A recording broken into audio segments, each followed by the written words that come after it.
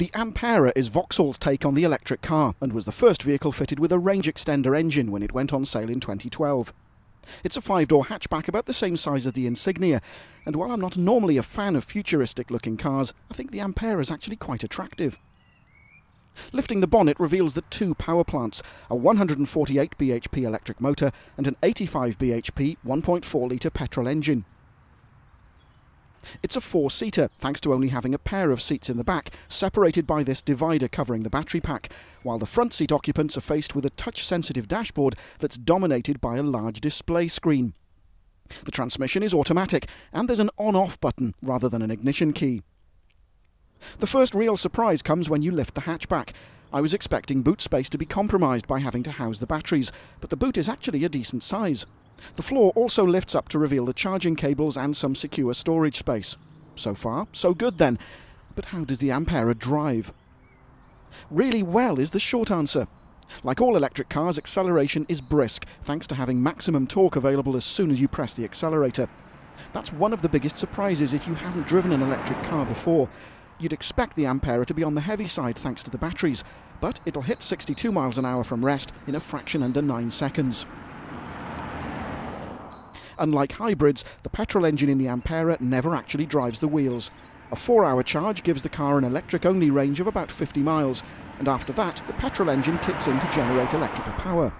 One common misconception is that the engine recharges the battery on the move. It doesn't, so you'll still have an empty battery when you reach your destination. The major advantage over pure battery cars like the Nissan Leaf or Renault Zoe is that range anxiety simply doesn't exist. You do your 50 electric miles and the Ampera then effectively becomes a petrol-powered car, although that wouldn't be a particularly fuel-efficient way of operating. With a full battery, the car is eerily quiet on the move, with not much wind noise from that sleek body. Even when the petrol engine starts up, the car still isn't that noisy, as the engine revs stay more or less constant as it's just a generator. If you do accelerate hard, while overtaking for example, the revs will rise, but there's a noticeable lag, and that's another thing that takes a little getting used to. Ride and handling are also better than I was expecting. The suspension is clearly geared towards comfort, so the car does lean a little in corners, but the Ampera handles day-to-day driving well, even pothole-covered A and B roads.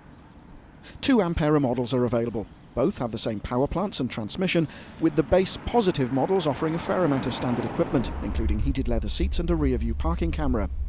If you opt for the more expensive Electron, you get sat-nav and Bluetooth phone integration, but to my mind the cheaper of the 2 models makes more sense. And that brings us neatly to perhaps the Ampera's biggest problem, its price. It's not cheap, with even the positive models starting at well over £30,000 after the government's £5,000 incentive. When you start to factor in fuel savings, however, and the fact that the Ampera is exempt from both road tax and the London congestion charge, it starts to make a lot more sense. For business users, the low benefit-in-kind figures might be the final clincher. The Ampera is the first electric car that makes sense for many potential buyers, who won't have to worry about being stranded if the battery runs down. That, its looks and the way it drives, all contributed to the fact that against stiff opposition, the Ampera won the title of 2012 European Car of the Year.